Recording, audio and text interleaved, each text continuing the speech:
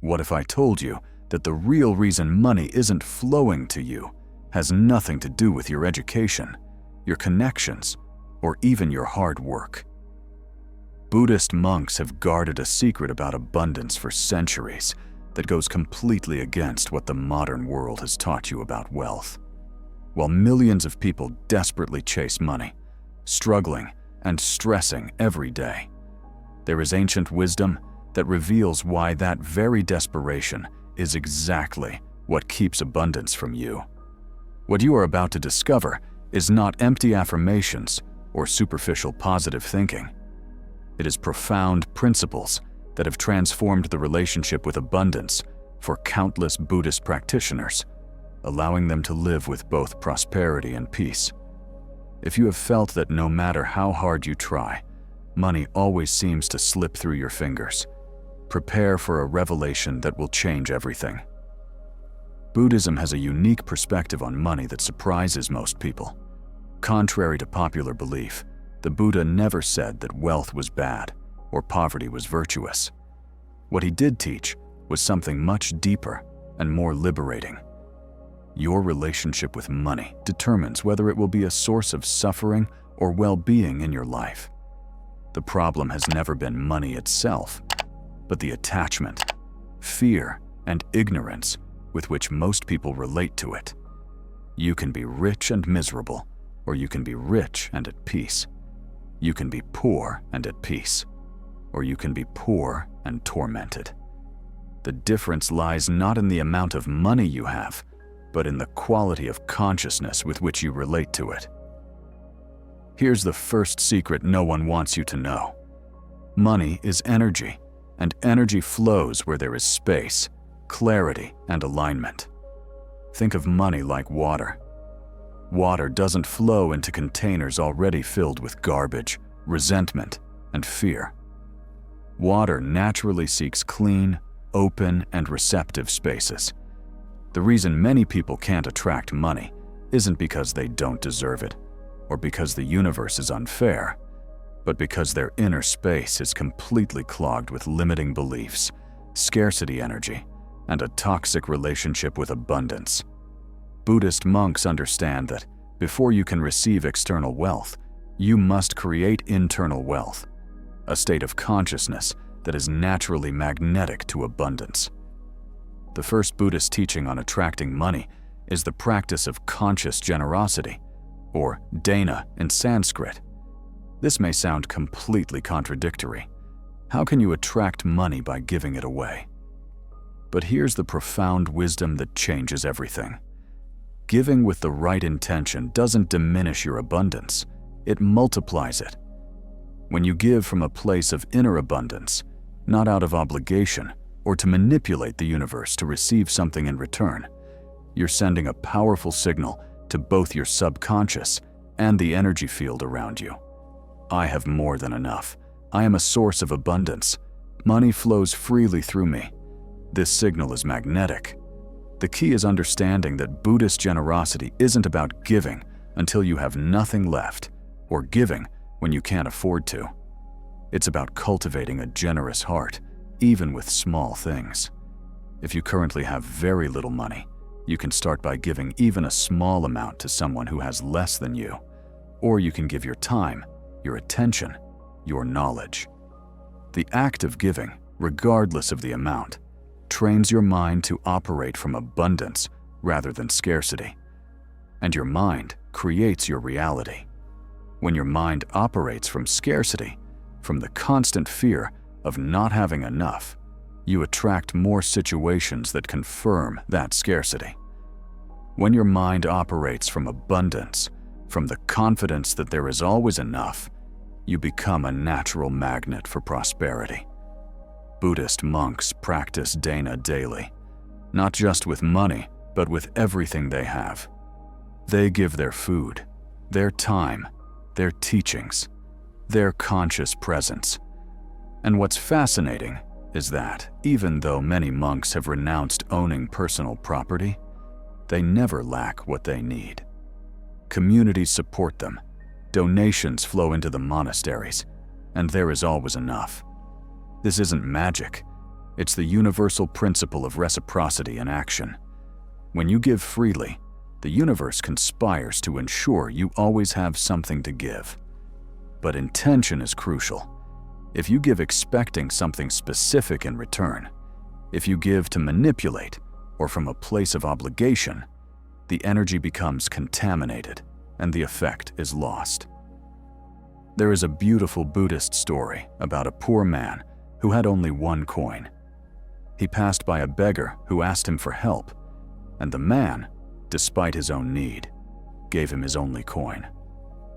That night, a merchant who had witnessed the act was so moved by the man's generosity that he offered him a job, completely changing his life.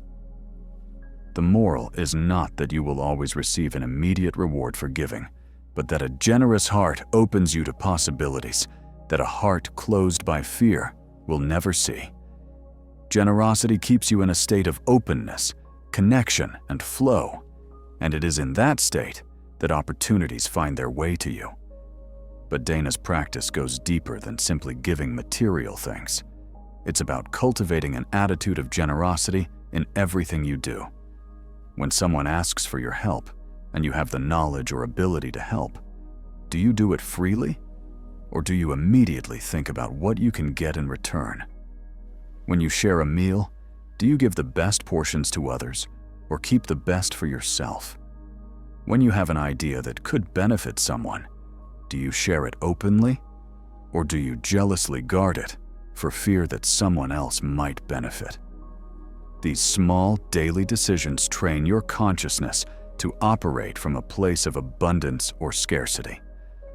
Buddhism teaches that generosity is its own reward because it directly transforms your inner state. When you give genuinely, you experience joy, connection, and a sense of purpose. You realize you have something valuable to offer the world, and that realization is the foundation of true abundance. People who feel internally rich, who recognize their own worth and what they have to offer, naturally attract opportunities, resources, and money. People who feel internally poor, who constantly focus on what they lack, repel abundance even when it's right in front of them. Now, it's important to clear up a common misconception about Buddhist generosity. It's not about being naive or letting people take advantage of you. It's not about giving to everyone all the time without discernment. The Buddha taught the middle way, which includes wisdom along with compassion. You can be generous and also have healthy boundaries. You can give freely to those who genuinely need help, and also say no to those who are trying to manipulate you or who aren't doing their part. Wise generosity is discerning. It assesses where your contribution will have the greatest positive impact and gives there. To begin practicing mindful generosity today, commit to giving something every day for the next 30 days. It can be money, even a small amount, or it can be time, attention, a genuine compliment, practical help for someone in need, or sharing valuable knowledge. What matters is consistency and intention. Before giving, take a moment to feel genuine joy for the opportunity to contribute to another person's well-being. Observe what happens in your life during these 30 days.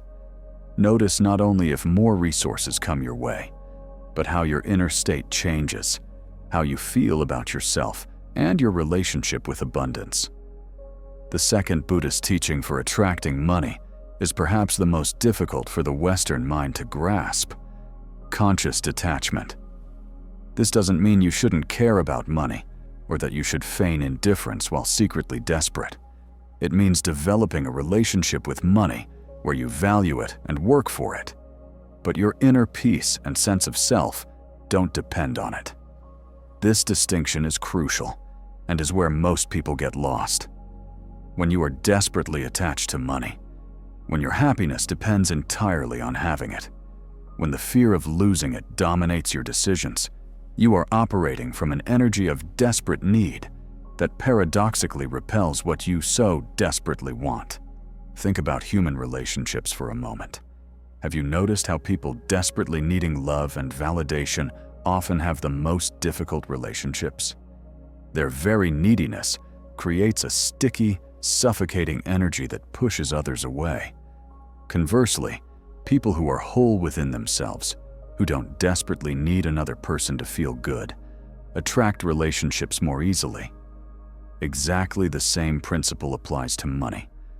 When you don't desperately need money to feel secure, valuable, or happy, when you can appreciate it without clinging to it in fear, it becomes much easier to attract it and keep it in your life. The Buddha taught that attachment is the root of suffering. Note that he didn't say that having things is the root of suffering, but rather attachment to them. You can have money without being attached to it. You can enjoy the comfort and security that money provides without your identity and peace depending on it. The difference lies in your inner attitude. A person attached to money lives in constant anxiety, fear of losing it, fear of not having enough, constant comparison with others, and an inability to enjoy what they have because they are always focused on what they lack. A person with conscious detachment can work diligently for money, can fully enjoy it when they have it, but if they lose it tomorrow, their fundamental peace remains intact. Here is the beautiful paradox that Buddhist monks deeply understand. When you release desperate attachment to money, when you stop clutching it in tight fists, your energy is freed. Desperate attachment is like closing your hand tightly, trying to catch sand. The more you squeeze, the more slips through your fingers. Conscious detachment is like holding your hand open. The sand can rest comfortably in your palm, and if it slips away, it's not a problem, because your hand can always receive more. This open-handed attitude toward money, this fundamental trust in the abundance of the universe, and in your own ability to create value, is magnetic. Now, it's crucial to understand what detachment is not. It's not passivity. It's not saying, "I don't care about money, so I'm not going to do anything to earn it." It's not resignation or giving up on improving your financial situation. Buddhist detachment is active, not passive.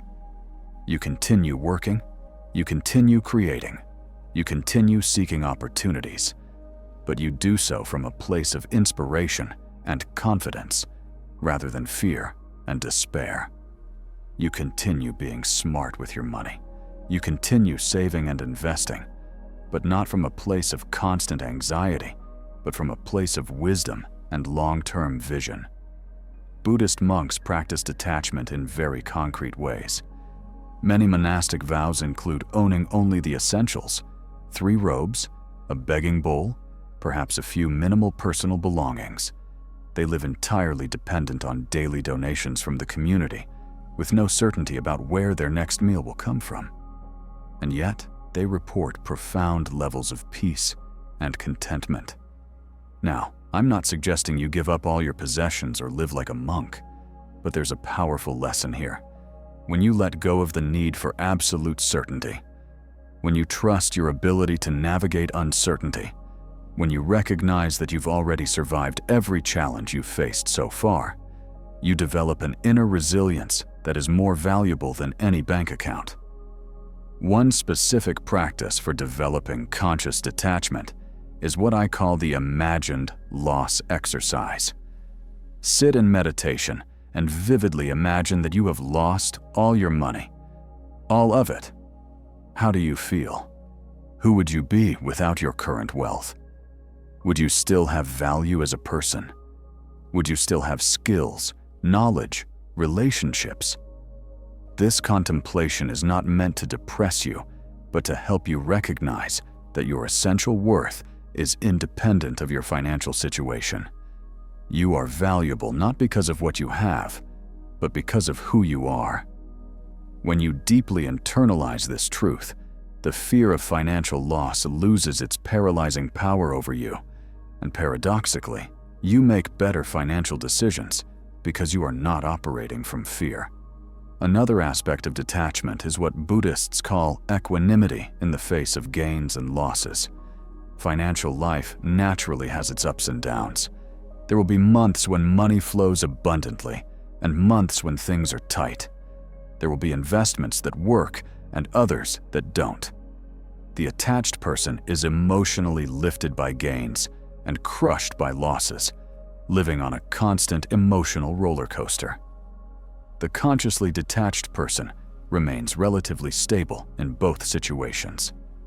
They may feel pleasure when things are going well and disappointment when they aren't, but these emotions don't consume or define them. They maintain their center, their fundamental peace, regardless of external fluctuations. This equanimity is incredibly practical in terms of attracting and maintaining wealth. The best investment opportunities often arise during crises when everyone else is panicking and selling. The best career decisions sometimes require taking calculated risks that a person paralyzed by fear will never take. The best negotiations happen when you can walk away from the deal without despair. Conscious detachment gives you the mental clarity and emotional stability to see and seize opportunities that others, blinded by fear and attachment, will never see. There is a famous Zen story about a master who lived in a small cottage. One day, thieves broke in and stole everything he owned. The master sat quietly and watched as they took his possessions. When they had finished, he thanked them for not taking the moon, which shone beautifully through his window. This story illustrates the deepest level of detachment, recognizing that the most valuable things in life, beauty, peace, connection, consciousness itself, can never be stolen because they are not material objects. When you anchor your sense of wealth in these inner, intangible dimensions, the fluctuations of your material wealth affect you far less. To practice mindful detachment in your daily life, begin by observing your thoughts about money. How many times a day do you think about money anxiously? How many decisions do you make based on the fear of not having enough? When you receive money, can you enjoy it without immediately worrying about when the next payment will arrive? When you spend money, can you do so with joy and confidence? Or is there always a shadow of guilt or fear? Simply observing these patterns without judgment is the first step. With mindful observation, you will naturally begin to release attachments that no longer serve you. Another powerful practice is financial fasting. Choose a day, or even a week if you can, where you spend absolutely nothing. Use only what you already have. This exercise isn't about deprivation, but about breaking your psychological dependence on constant acquisition. Most people use spending as a way to fill emotional voids or get a temporary dopamine rush. When you consciously abstain, you can observe these impulses without acting on them, weakening their power over you. You also develop gratitude for what you already have and creativity in using the resources you already possess. The third Buddhist teaching on attracting money is deeply connected to the concept of karma, but not in the superficial way most people understand it. Karma isn't a cosmic system of punishment and reward where the universe keeps track of your good and bad deeds. Karma literally means action, and the principle is much more straightforward and practical. Every action you take creates consequences, and those consequences eventually come back to you. If you plant seeds of generosity, integrity, and genuine worth, you will reap abundance. If you plant seeds of deceit, selfishness, and mediocrity, you will reap scarcity and hardship. It's that simple and that profound. Here's the all-changing secret about money and karma. Money always flows to where there is genuine value. The universe doesn't owe you money for existing. Money is the result of creating real value in the world, solving genuine problems, and serving others in ways they appreciate enough to exchange their money for your contribution. Buddhist monks understand this deeply. While they personally don't seek material wealth, thriving monasteries are those that offer real value to their communities.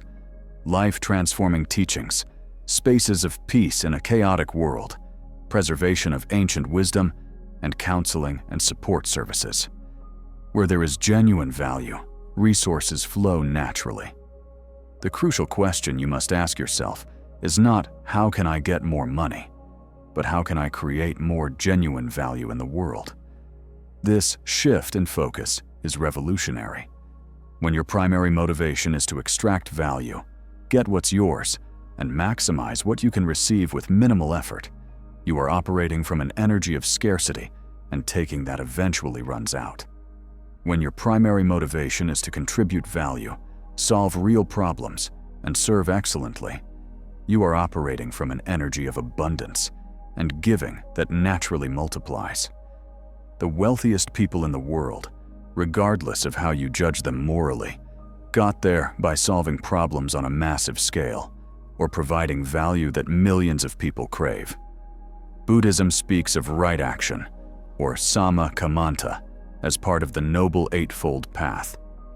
In the context of generating wealth, right action means several things. First, it means earning money in ways that do not harm others or the environment. It means avoiding businesses based on deception, exploitation, or addiction. You can get rich selling cigarettes or scamming vulnerable people, but that money carries a toxic energy that will eventually poison your life. Money earned through ethical means, providing genuine value, carries a clean energy that sustains and nourishes not only your financial life, but your overall well-being. Second, right action means doing your work with excellence, with complete integrity, regardless of whether anyone is watching or not. There is a Zen story about a monk whose job was to sweep the temple garden. He did it with such attention and care that every fallen leaf was deliberately placed. Every stone was in its perfect spot. A visitor asked him why he put so much effort into a task that no one would notice. The monk replied, "The universe notices. I notice. This is my offering of excellence to the present moment." This attitude toward work, this dedication to excellence for its own sake, creates an energy that attracts opportunity and abundance. Third, right action means being impeccable with your financial commitments. If you say you'll pay for something, pay it on time. If you promise to deliver a project by a certain date, deliver it. If you agreed on a price, honor that agreement even if circumstances later change. Your word is your energetic link to the world. When you consistently honor it, you build a field of trustworthiness around you that attracts more opportunities. When you habitually break it, even in small ways, you create a field of mistrust that repels abundance. People do business with those they trust. The universe directs resources toward those who have proven to be reliable stewards of those resources. The Buddhist concept of karma also includes the understanding that every action is a seed planted that will eventually bear fruit. But there's an aspect many overlook. The time between planting and harvesting varies enormously. Some seeds germinate quickly, others take seasons or even years. This is why many people become discouraged on their path to abundance. They plant some valuable seeds, don't see immediate results, and conclude that the universe is unfair or that they are somehow cursed. But the farmer knows that after planting the seeds, they must water them, protect them, and be patient while the natural growth process unfolds. They must trust the process even when they don't yet see visible evidence. Here's a critical distinction. Buddhism doesn't teach that you should passively wait for karma to work its magic. It teaches that you should act diligently, constantly planting seeds of value, while simultaneously trusting that those seeds will bear fruit in due time. This combination of diligent effort with serene patience is the perfect balance. It's not desperate, anxious striving. It's not passive, inactive waiting. It's focused action with detachment from the immediate outcome.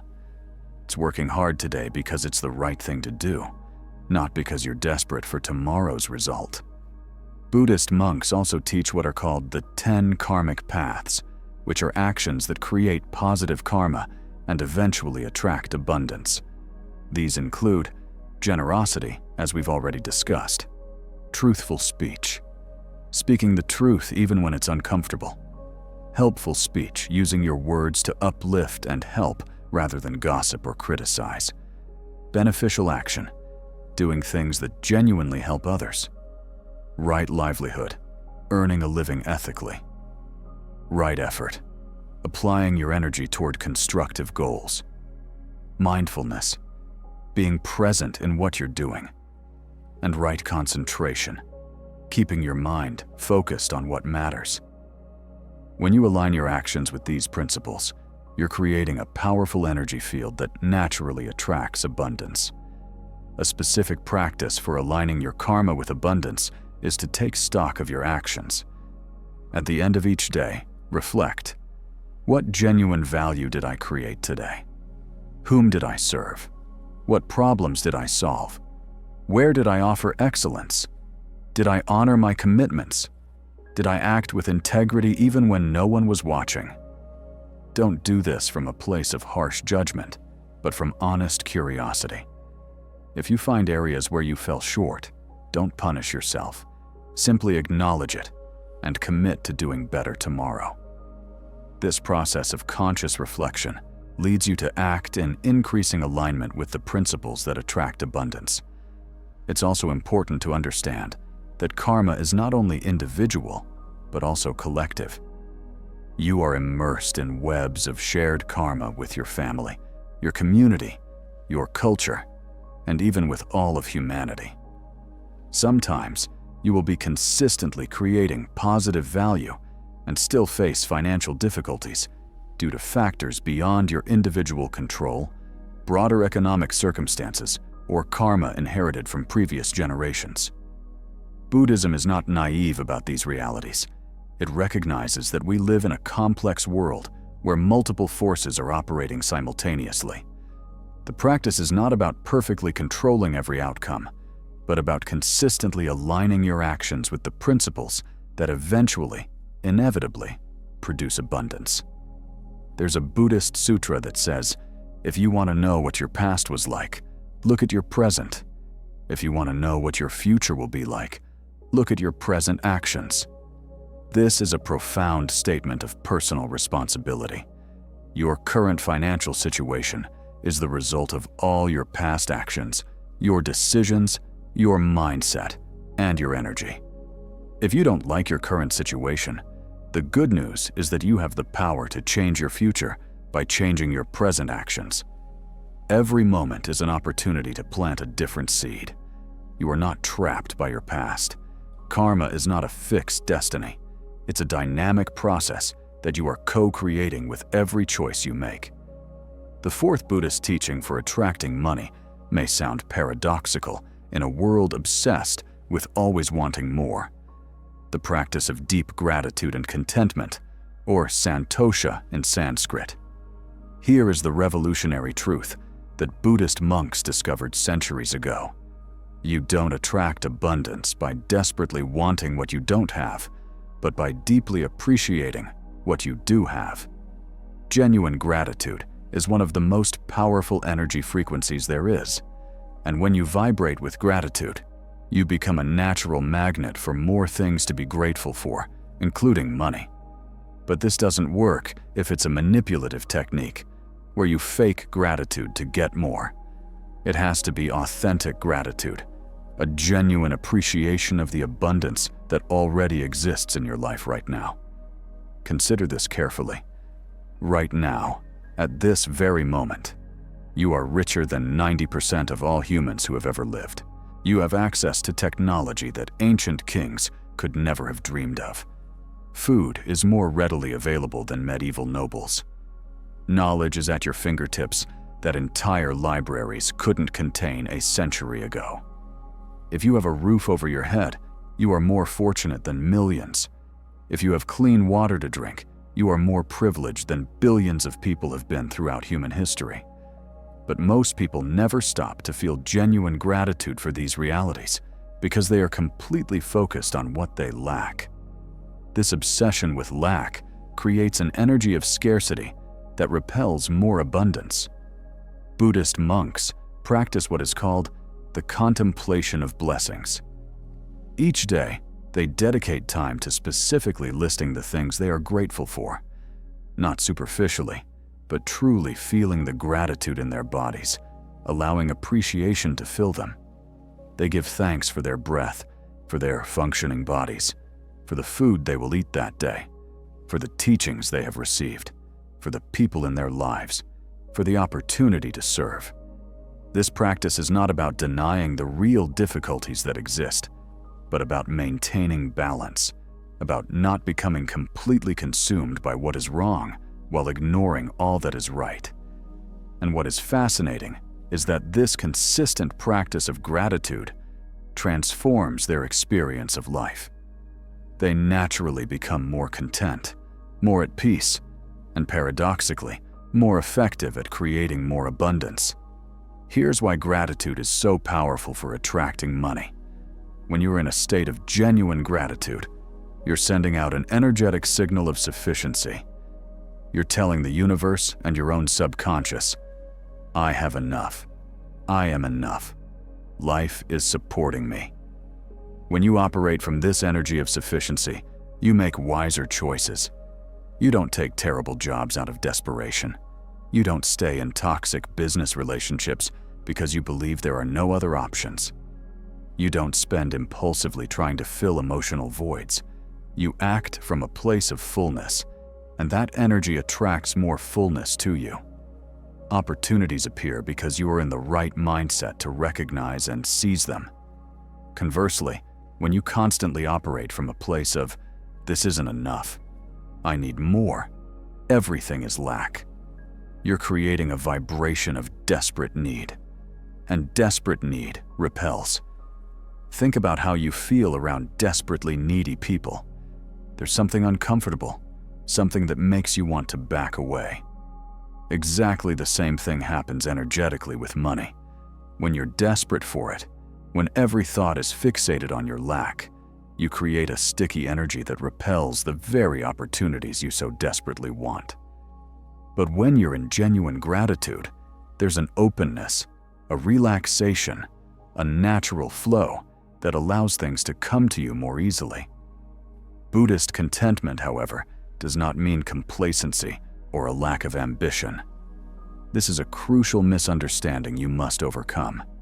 You can be deeply grateful for where you are now and simultaneously work enthusiastically toward bigger goals. You can appreciate your current situation and still desire to improve it. The difference lies in the quality of energy. Working toward goals from a place of gratitude feels inspired, exciting, and full of possibility. Working toward goals from a place of lack feels desperate, anxious, and full of fear. One energizes you and attracts opportunities.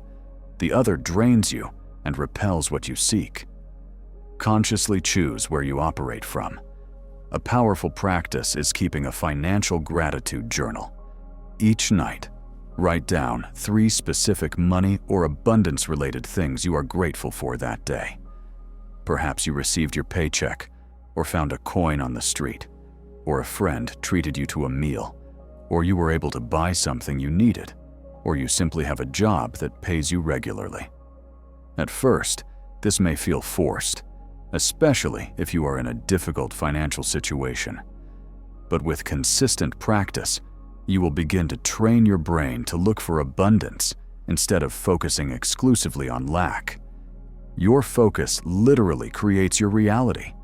Where you place your attention expands.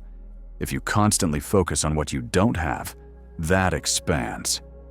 If you consciously focus on the abundance you do have, that also expands. Monks also practice what's called contemplative appreciation. They take a simple object, perhaps their begging bowl or sandals, and deeply contemplate everything that went into bringing that object into their possession. They think about the people who made it, the natural materials it's made of, the entire chain of events and human efforts that converged to bring this object into existence. This contemplation cultivates a deep appreciation and respect for even the simplest things. You can do the same with your phone, your clothes, your home. When you truly appreciate the abundance of resources, effort, and coordination that makes your current life possible, it's impossible to remain in a state of lack. You realize that you are already immersed in incredible abundance. There's a beautiful Zen saying, "Before enlightenment, wash the dishes. After enlightenment, wash the dishes." What changes isn't the external circumstances, but your relationship with them. A person who washes dishes with resentment, feeling superior to the task, wishing they were somewhere else, suffers. A person who washes dishes with mindfulness, appreciating the clean water, the opportunity to contribute, the moving meditation it can be, experiences peace. Apply this to money. A person with millions can suffer tremendously if they constantly compare themselves to those with billions and feel it's never enough. A person with a modest income can live in deep gratitude if they genuinely appreciate what they have and use it wisely. Contentment also includes the practice of not constantly comparing yourself to others. Buddhism teaches that comparison is a primary source of suffering. There will always be someone with more money than you, no matter how much you have. If your peace depends on having more than others, you will never find peace. But if your contentment comes from appreciating your own unique path, from recognizing your own progress, no matter how slow it may seem, from being grateful for your current situation while working toward the future you desire, then you can experience true peace, even as your financial situation gradually improves. This inner peace is itself a form of wealth that no amount of money can buy. To cultivate genuine contentment, practice what Buddhists call mindful sufficiency. Regularly ask yourself, what is truly enough for me? How much money do I genuinely need to live comfortably and contribute meaningfully? Distinguish between real needs and desires created by advertising and social comparison. There is no universally correct answer to how much is enough. It's different for everyone. But without this mindful reflection, you'll be chasing a constantly shifting goal, always needing more, never satisfied. Define your enough consciously, deeply appreciate it when you reach it, and then anything beyond that is extra abundance to be doubly grateful for. The fifth Buddhist teaching on attracting money delves into something most people never consider. The quality of your consciousness and the mental energy you carry with you are more decisive for your financial abundance than almost anything else. Buddhist monks spend years refining their consciousness, not to escape the material world, but to interact with it from a deeper, more powerful level of being. They have discovered that the mind is not merely a passive observer of reality, but an active participant in its creation. Your level of consciousness, the clarity of your mind, and the quality of your energy determine what opportunities you can see, what actions you take, and what results you attract. Think of your mind as an instrument of perception. A dirty, cloudy instrument, filled with static noise, cannot perceive clearly. It will miss important signals, distort information, and lead you to poor decisions. A clean, clear, finely tuned instrument perceives accurately, detects subtle opportunities, and guides you toward wise choices. Buddhist meditation is fundamentally the process of cleaning and tuning this instrument of your mind. When you meditate regularly, you are removing the layers of mental conditioning, limiting beliefs, and habitual thought patterns that cloud your perception. You are cultivating clarity, presence, and an expanded awareness that can see possibilities that others, caught up in their agitated minds, will never notice.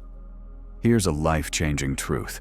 The best financial opportunities are often subtle, They don't arrive with bright lights and loud announcements. They're faint signals amidst the noise, a casual conversation that could blossom into a business partnership, a seemingly small idea that, if acted upon, could become something significant, an intuition about an investment or a career change.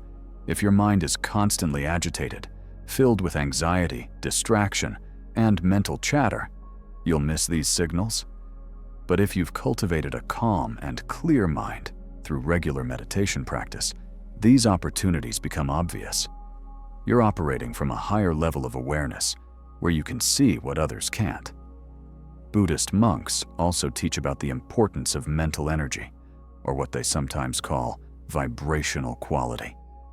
This isn't vague mysticism. It's something you can directly feel. Some people carry around a heavy, toxic energy of victimhood, resentment, and negativity. When they enter a room, you can literally feel the energy plummet. Other people carry a high energy of optimism, possibility, enthusiasm, and peace. When they are present, they raise the energy of everyone around them. Which type of person do you want to do business with? Which type of person do you want to hire, partner with, or invest in? The answer is obvious. Your mental energy is either an asset or a liability in every financial interaction you have. Buddhist practice teaches you to consciously cultivate elevated mental energy. This isn't about faking toxic positivity where you deny real problems. It's about developing a solid foundation of inner peace from which you can face challenges with equanimity and confidence instead of collapsing into panic and negativity. When you have this foundation, people are naturally drawn to you. They trust you more easily.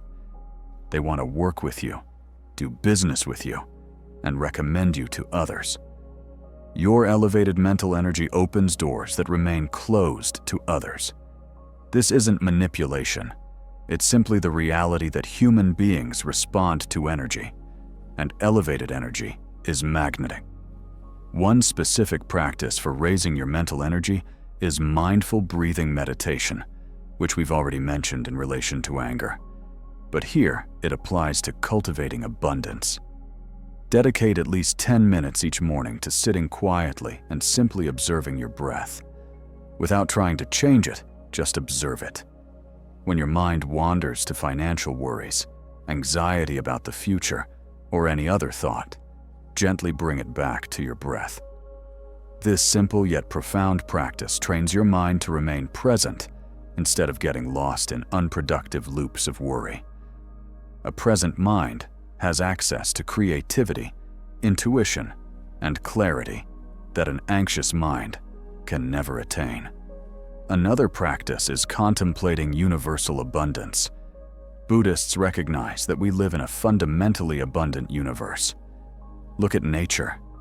Trees producing millions of seeds, oceans teeming with countless life, the sun radiating infinite energy.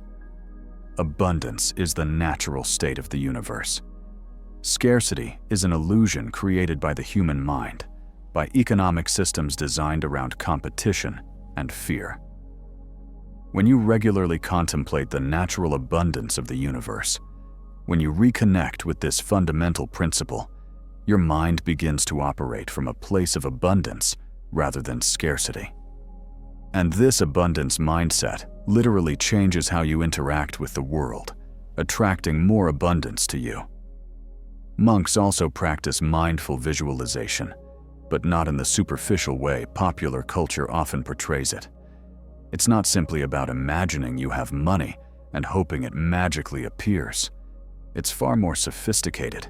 It's about vividly visualizing the person you need to become in order to attract and wisely manage the abundance you desire. What qualities does that person possess? How do they think? How do they act? How do they relate to money? What level of consciousness do they have? Visualize these qualities so clearly that you begin to embody them. You are using your mind to literally reprogram your identity, to become the kind of person who naturally attracts abundance. It is also crucial to regularly clear your mental energy field of what Buddhists call mental afflictions, or kleshas. These include envy, especially financial envy, resentment toward those who have more, shame about your current financial situation, guilt for wanting more, and paralyzing fear about money. These toxic emotions pollute your energy field and repel abundance. The practice is to notice when they arise, not to judge or suppress them, but to investigate them with compassionate curiosity, understand where they come from, and consciously release them. Each time you clear a mental affliction, your energy rises and your ability to attract abundance increases. One powerful technique is what's called the observer practice. Throughout the day, especially in money-related situations, practice observing yourself as if you were a neutral scientist studying an interesting subject. When you are in a negotiation, observe your internal reactions without identifying with them. When you receive your bank statement, observe the emotions that arise without being swept away by them. When you consider a business opportunity, observe your fears and hopes without letting them control your decision. This observer practice creates space between you and your habitual reactions, allowing you to respond from wisdom rather than reacting from unconscious programming. And it's in that space of heightened awareness that the best financial decisions are made. Buddhists also teach the importance of purity of intention. Your underlying intention with money matters enormously. If your intention is to accumulate to feed your ego, to prove your worth, to dominate others, that tainted intention will create suffering even if you achieve material wealth. But if your intention is to create security for yourself and your family, to contribute to the well-being of others, to have the resources to pursue your purpose in life, then that pure intention will raise your energy and attract abundance in more sustainable and fulfilling ways. Honestly, examine your intentions with money. Purify them through mindful reflection and alignment with your deepest values. Finally, monks practice what is called dynamic equanimity, the ability to remain internally balanced while fully engaging with the external world. It is not about withdrawing from the world or becoming passive. It is about maintaining a center of deep peace while simultaneously taking decisive action. This combination of inner calm with effective external action is the ideal state for attracting and managing wealth. When you can remain calm amidst the chaos of the market, when you can maintain clarity while others panic, when you can trust your intuition because your mind is tranquil, then you operate from a level of consciousness that has access to possibilities others will never see. This is the true mastery that Buddhist monks have refined over millennia.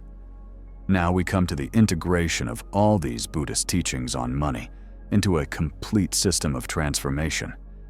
What you have learned are not isolated tricks or superficial techniques, but profound principles that, when practiced consistently, fundamentally reconfigure your relationship with abundance. Conscious generosity teaches you to operate from abundance rather than scarcity. Conscious detachment frees you from the prison of desperate need. Karma and right action show you that money flows toward genuine value. Gratitude and contentment raise your energetic frequency to attract more abundance. And refined awareness gives you access to opportunities that others cannot see.